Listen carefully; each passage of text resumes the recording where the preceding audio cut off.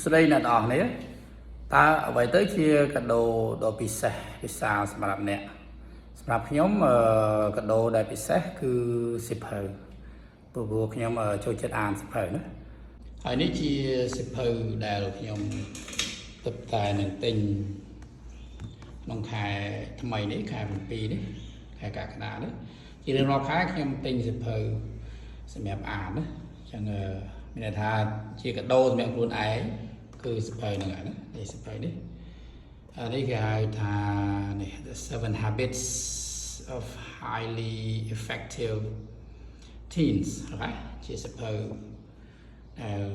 ខ្ញុំមិនទាន់បានអានទេតែខ្ញុំបាន check មើលខ្ញុំបានមើល content ណាមាតិកា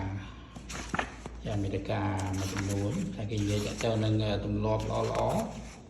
សម្រាប់យុវជនយុវវ័យណាចាក្មេងៗហ្នឹងប៉ុន្តែសរសេរជាភាសាអង់គ្លេសទេណាសរសេរជាភាសាអង់គ្លេសទេណាអញ្ចឹងមានច្រើនទៀតអញ្ចឹងខ្ញុំនឹងចាប់ផ្ដើមអាននៅក្នុងខែ7នេះហើយនេះគឺសៀវភៅមួយទៀតដែលខ្ញុំបានទិញដែរនៅក្នុងខែហ្នឹងដែរRobert Kiyosaki ឈ្មោះវាគឺ Why the Rich Are Getting Richer ហ្នឹងហើយដែរខ្ញុំមានសៀវភៅច្រើនទៀតណាអានេះក៏សៀវភៅខ្ញុំអានដែរសៀវភៅខ្ញុំអានហើយនេះក៏សៀវភៅដែរសៀវភៅដែរចឹងមានច្រើនទៀតដែលខ្ញុំតែងតែទិញជាទូទៅគឺខ្ញុំទិញសៀវភៅ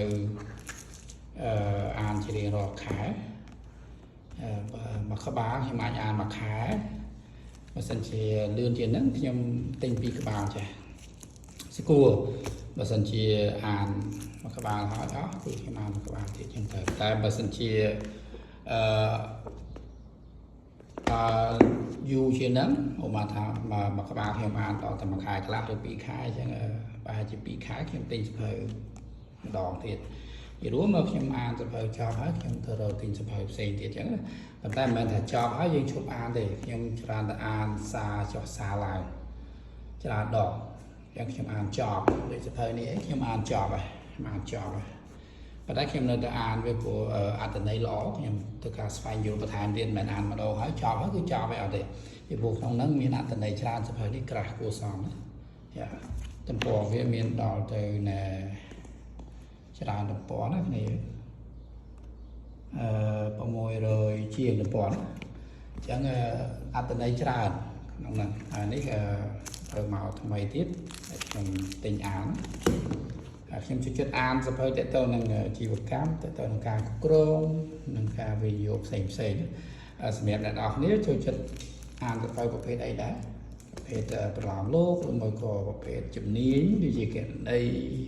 អីផ្សេងឬមួយក៏សៀវភៅបែបលើកទឹកចិត្តឬមួយក៏សៀវភៅអីទម្លាប់ផ្សេងណាអញ្ចឹងហើយនេះជាកាដូខ្ញុំគាត់ចង់បញ្ជាក់ថាជាកាដូល្អសម្រាប់ខ្ញុំណាសម្រាប់អ្នកនរគ្នាតើកាដូអ្វីដែលគិតថាល្អពិសេសសម្រាប់ខ្លួនឯង